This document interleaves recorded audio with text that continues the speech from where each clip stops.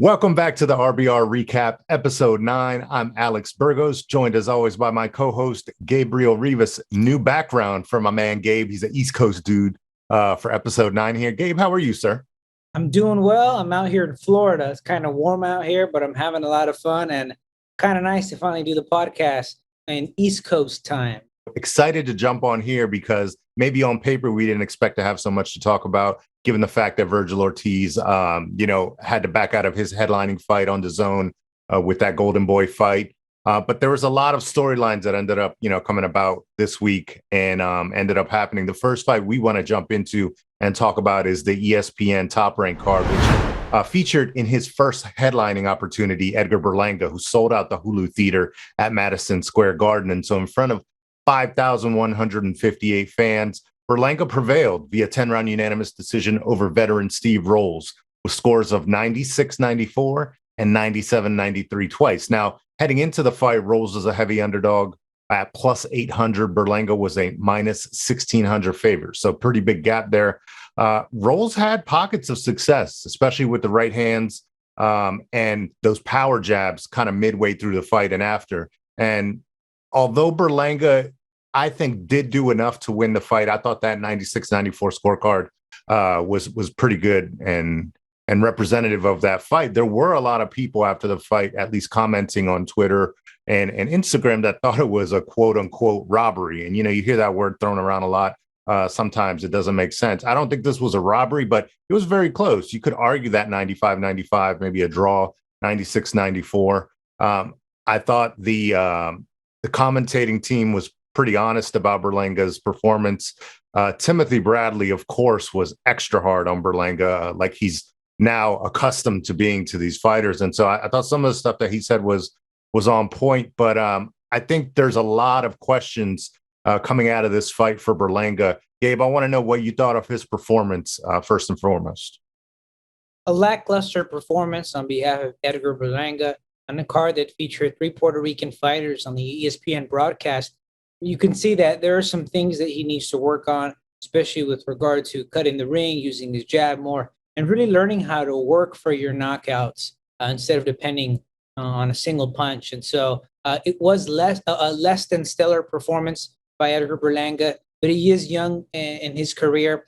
Maybe what we're seeing right now is that he's in the spotlight because of those spectacular 16 knockouts, but perhaps it's counterproductive at this point, and maybe he needs to take a fight or two in the co-main event or in the opener of the broadcast with a little bit of less attention so that he can have time to mature, to get some seasoning, and then learn how to really work to get his knockouts and finish them so that when he next headlines an MSG event at the Hulu Theater, he can end in spectacular fashion by knocking his opponent out. Yeah, I agree with a lot of what you said. I thought the real winner of the night, just to shift quickly, was Xander Zayas, young prospect, TR guy, top rank guy, and PR guy, Puerto Rican. He is really the goods, and he's showing now consistently that he really is going to be that next wave of dominant Puerto Rican fighters. They're billing Berlanga as this quote unquote monster, but I think they're getting a little bit ahead of themselves here. He's lived off of this persona of being a knockout artist. That streak of first round knockouts has really done him some more harm than good. And so I'd like to see him kind of take the Xander Zayas route where, he fought 6 times last year and he's not looking to headline, at MSG or Hulu Theater, whatever it is. Get those rounds in, get that experience. I liked the Steve Rolls fight. And, on the Moneyline Rundown on the Box Bet podcast earlier this week, I said, and I don't always get it right, so I got to toot my own horn when I do get it right. But I said we wanted and we thought Steve Rolls was going to ask questions of Edgar Berlanga, even at 37 years of age. And that's exactly what he did. That's why this fight was so important. He took him the distance. He gave him different looks. And he really, made it difficult and took punches so that, we saw what happens when Berlanga doesn't get that knockout. What happens when he has to go those rounds?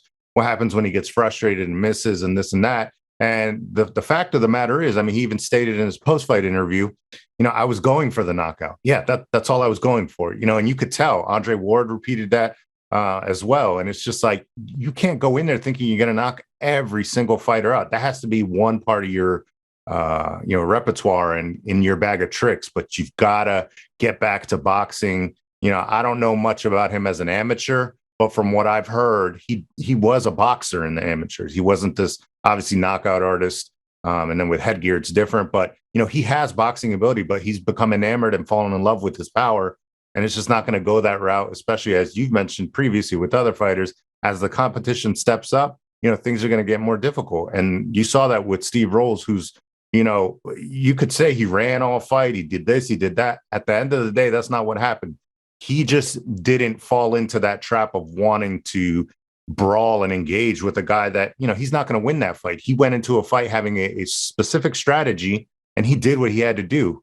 And that's tough for Berlanga because Rolls is not going to be the cream of the crop. He's not the top guy that you're going to fight moving forward. When you're throwing around a year ago, you're throwing around names like Canelo and David Benavidez, even who's younger than Berlanga. I mean, these guys are on other stratospheres than Berlanga. And look, Berlanga can still be something, a title holder, a great knockout artist, but he's going to have to add other things to his repertoire. If he could take a page out of Zaya's playbook and really fight 5-6 times this year, do it more so under the radar. We don't need you to headline. He's got the star power, but it's unfortunate because now the skills aren't matching the star power.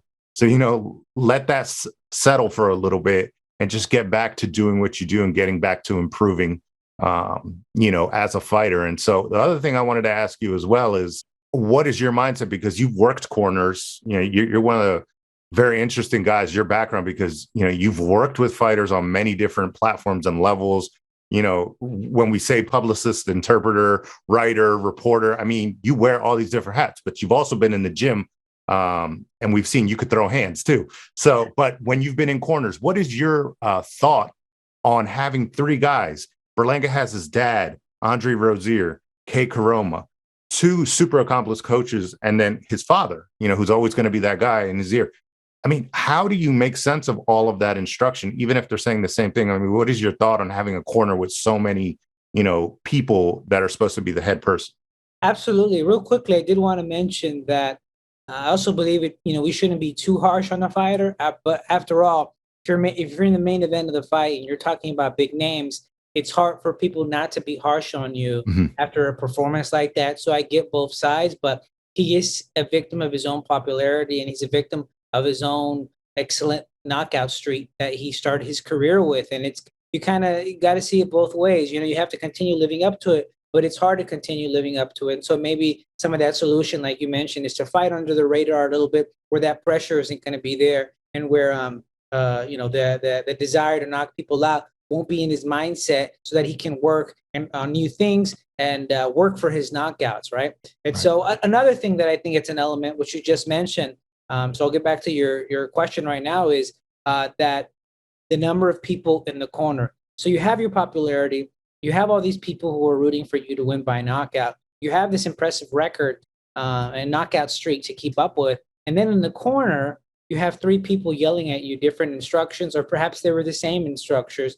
Either way, I think it's important to maintain tranquility in the corner, and also to maintain one streamlined source of information so that your fighter can properly understand what's going on. You only have 1 minute to get your bearings together in the corner, right? You're also thinking, let me get this sip of water. If there's blood or something, let me make sure that these cuts are taken care of. Make sure, everything's clean. Get that Vaseline on before you get back out there. And then those brief seconds where you're sitting down, listening to your corner about what you need to do. And that needs to be streamlined very, very, in a very calm manner, because being in a classroom or being with your friends, it's might be easy to understand things, but when you're in a corner, when there's a big crowd and you're in the middle of a fight, it's hard to really comprehend things. You know what I mean? So I think it's important to maintain tranquility, have one voice in the corner, and also, I don't know what goes on behind the scenes, and I'm not a person to be too judgmental of corners and trainers, because it's hard to traverse the wide gap between what your corner tells you and what you do. But it's very hard to ask your fighter to do something if you did not work on it a million times in the gym. Right. So are they doing the drills? Are they working the jabs? Are they doing a million different drills that teach them how to cut the ring? Are they doing all these things and asking them to do it, and they simply can't do it? Or have they not done any of that and are reacting in the corner and saying, oh, wait, this is what you need to do? You know what I mean? Because that's two different scenarios. And again, I'm not one to be judgmental on the fighter or the corner until you really have all the details. But those are all things to consider with regard to what's going on in the corner and how it's being difficult to take what you're supposed to do and translate that into performance in the ring. Also, I'll just add one last little tidbit as well. I'm not putting all the onus on Edgar Berlanga because he's the fighter. His job is to go out and fight. Obviously, learn new things from the people that are teaching him. But also, we got to put a little bit of the onus on, the network, the promoter, put him in a position to win. You know what I mean? He's coming off of an injury. He's coming off of a fight, the biceps injury, a fight where he was knocked down, like all of these things. And then on top of that, you're going to pile on the fact that he's going to headline at MSG, the Hulu Theater. And then everyone and anyone is coming out. You had Papoose, Fat Joe, all the stars, the hip hop stars coming out to see a knockout. And, it didn't come to fruition for him. And so, unfortunately, maybe that puts a little bit more doubt in his mind, because even Andre Ward, I go back to some of the stuff that he was talking about.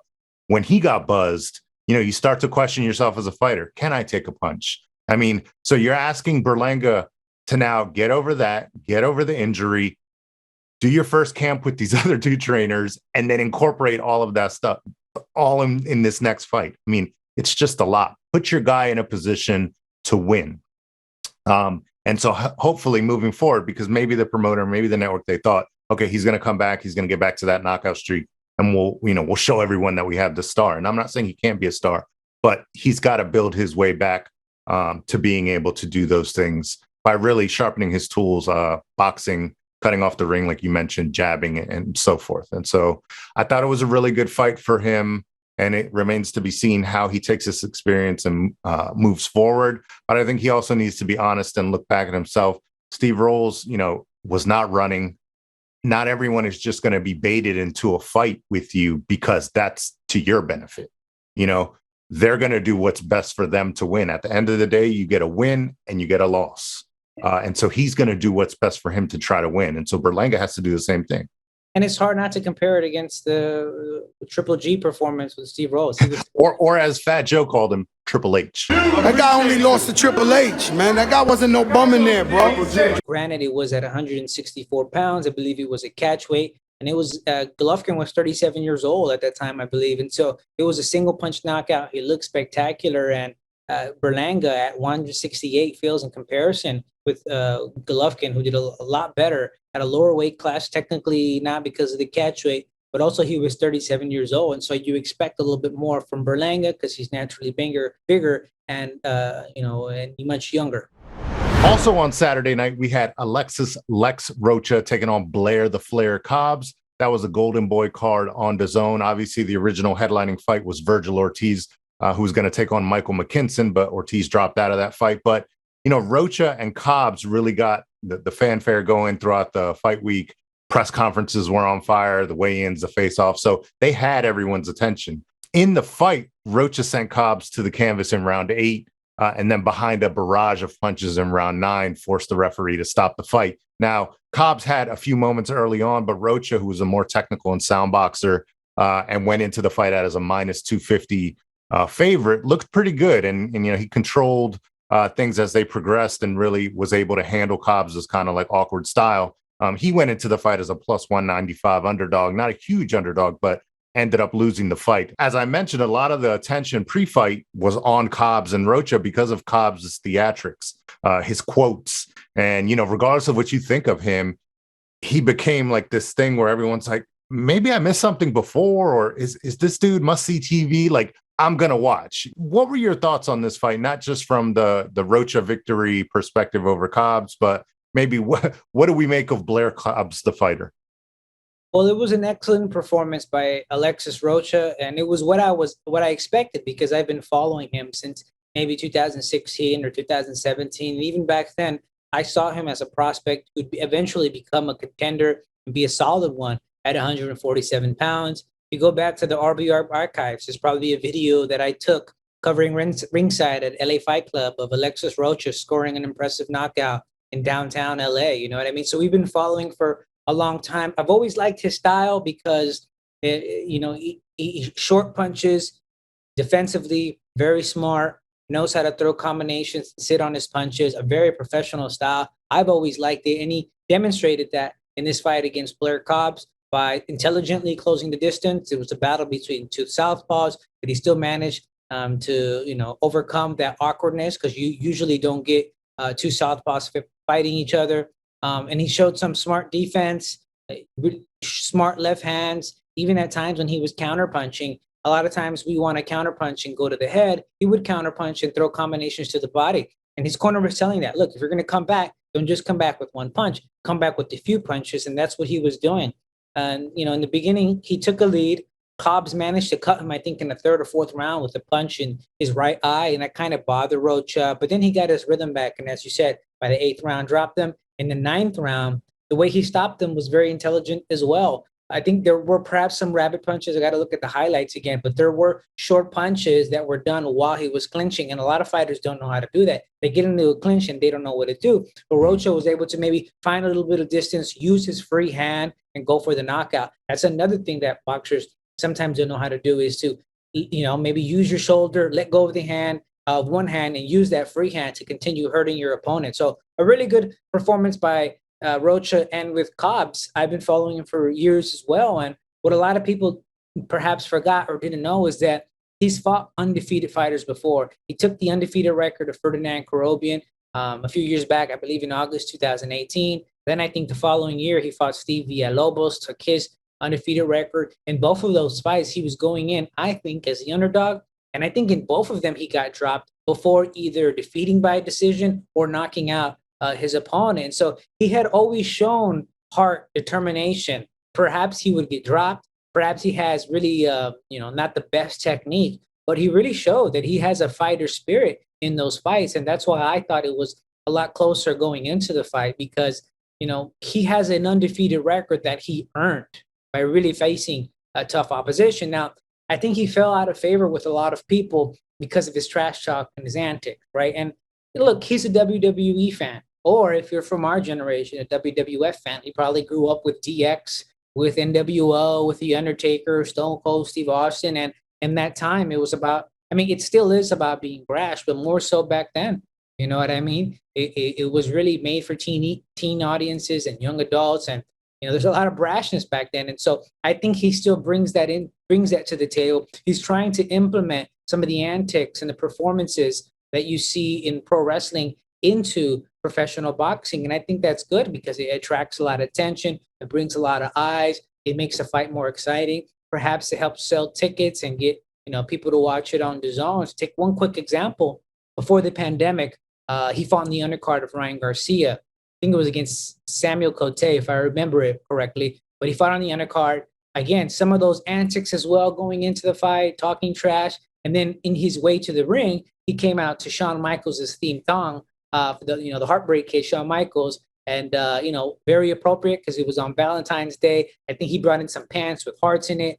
After the fight and before, I think he started dancing like him as well. And so it's really easy to paint him as the bad guy. And maybe he is. Maybe he's the heel, to, use the language from pro wrestling. But I think people shouldn't take his insults too seriously. I don't think they should take his bravado too seriously, because I think he's selling the fight. He's now over here trying to insult someone or making them feel bad about themselves. Yeah, I agree with a lot of what you said. And I think Lex Rocha kind of discussed that after the fight as well in his post-fight interview. He mentioned that his corner was like, don't let this guy get into your head. And he's like, no, like, I want him to talk, he didn't take it personally. He's like, I want him to talk. I want to talk back a little bit and hype this thing up. Like you've said in the past, let's sell some tickets. Let's get some attention on this fight and really do what we're supposed to do, or do our part of prize fighting and really getting eyeballs on this event, especially in the tough situation that they were coming in, fight week, getting the main event canceled with, the fanfare behind Virgil Ortiz. And now kind of a, quote unquote letdown. Now they get bumped up to the main event. You have to do something to sell that fight. Blair-Cobbs was the perfect guy to do so. My only question is, he's got everything outside of the ring locked down in terms of promotion, style, brash, the talking, all that stuff. I don't know that he'll be able to catch up in terms of skill, because, the loss against Rocha is not a deal breaker. He can come back from that. But, what type of fight does he need to come back with to get his confidence and also convince the paying crowd, like, okay, this dude could actually maybe make some noise. Or, I'm not saying he's going to be pound for pound or anything like this, but you got to pump your brakes if you're Cobbs also when you're talking about guys like Errol Spence and Boots Ennis and stuff like that. You're going to get the backlash when you get stopped like you did against Rocha. Now, I love the style and the brash and the talk and all that stuff that Cobbs does. You have an opinion on where does he go from here? What kind of fight does maybe he need to get back into the mix? I'm not sure what's next in his career in terms of the particular fighter, but I'd like to see him go back to the gym. He hasn't been with Freddie Roach for a long time. I think maybe 2 years. I think he started perhaps 2019, maybe 2020. But to continue working with him, Freddie Roach, it's not just him. There's also Marvin Samudio. There's also the Olympian Pepe Riley. They're all working on him, making his punches shorter, making him a little bit more technical, teaching him how to box. So I want to see what are the fruits of that labor, of that work with Freddie Roach. It's one loss, but it's not the end of his career. So I don't know who he fights next, but I'd like to see him go back to the gym, continue learning from them, continue working with them. I mean, he's getting great sparring. A lot of welterweights there, including Golden Boy stablemate Raul Curiel. But there's a lot of people to work with for him to continue growing in his career. And with regard to Alexis Rocha, I mean, like I mentioned before, I've always felt he was a top prospect. Now he's developing into a top contender. He has a real fun style. He can mix up the high guard. He can mix up the counter punching and the combination punches. And he himself said, look, let's do it. Michael McKinson, Conor Benn, he wants those big challenges. Is it going to happen immediately next? Probably not. Maybe a nice hometown defense in Anaheim or Santa Ana. But I think in a few fights, he can really develop into a top 10 contender. And, we'll see where it goes. Yeah, a couple of the names you mentioned, McKinson and Conor Benn. I like that whole like Matchroom Golden Boy thing. They can make those fights happen on DAZN. I like mixing those stables and those promoters working alongside each other because there's a lot of good matchups within that weight range. So definitely something to watch. I got to shout out Marvin Samudio. He's a guy that I like in the corner. I like the work that he does. So Cobbs is in good hands if he does stay in that Freddie Roach stable as well. So it remains to be seen what's next for him. But we definitely agree that we'd like to see him back in the gym, sharpen those tools, and definitely show us that he can come back and make some noise in that division. Thanks for tuning into the RBR Recap. We'll be back next week with another episode. Thank you for listening to the RBR Recap. Make sure to follow us on social media at RBR Recap and visit RBRRecap.com for the latest episodes.